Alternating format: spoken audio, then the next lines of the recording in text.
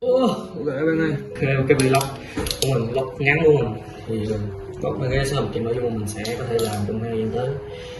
Thì mình sẽ quay là những cái cảnh sắc gọi là ngắn trong cuộc sống này thôi. Hôm nay mình thử đặt một cái keycap ở trên Shopee thì có một cái cách rất là rẻ thôi, không biết chất liệu sẽ xịn cho lắm, nhưng mà như là nó rẻ này không, mình đặt như có 170 thôi. Đây là cái keycap cũ của tôi, rất là đẹp nhưng mà nó không có xuyên led, cái led EK75 của tôi yếu quá, nó không có xuyên được hay sao. Vì là tôi sẽ lấy cái chuông này tôi gắn vào cái này led nó cứ thanh hơn, cái này tôi gắn lên sẽ thành một cái này. Không biết là cái này nó có phải là hãng gì không, nhưng mà tôi chắc là không luôn. Oh shit, nó hình sâu rồi bạn ơi. Keycap for mechanical keyboard. Of course không có hãng gì hết. Nhưng mà sẽ có cái hộp không?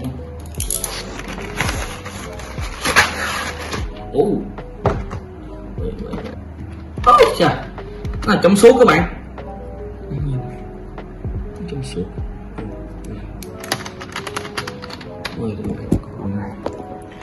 Không, nó được đẹp đấy. Dưới đây chúng ta có những cái phím khác, nó đủ bộ đây. Có tặng kèm một cái đồ gấp switch. Để có những cái phím hình để các bạn có thể gắn vô hết. Rất là đẹp này. Mình nghĩ là mình sẽ không xài cái này đâu, tại mình có một cái đồ gấp switch mà cái dạng mà đó là cái đồ gấp mà nó kiểu nó bằng có cái miếng kim loại á, xong nó mới gấp lên đó. Này tôi nghĩ là có thể tôi sẽ không xài tới. Ở sau Phạm Thiên mình nó rất là lâu thì tháo xong cái đồng này thôi thôi.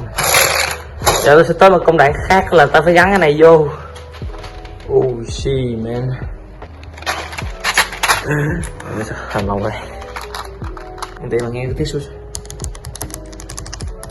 nghe hay thật.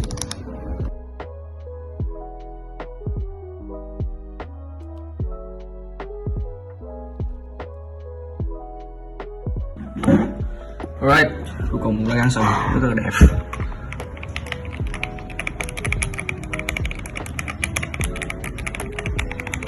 Tiếng cũng được, cũng không khác gì cái cũ mình. Mình có gắn lấy cái hình mình gắn ở đây nè. Giờ tôi sẽ cắm đèn vô để thử, cắm đèn thử.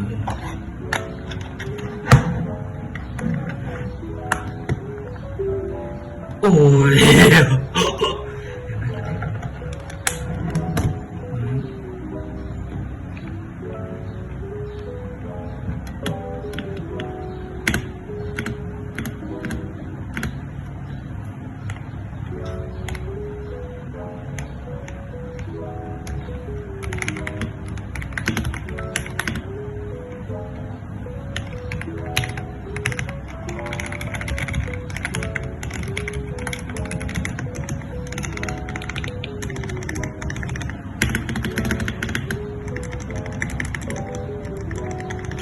mình thử tắt đèn thử nha, sáng cực rồi. Để chế độ khác thôi. Đó.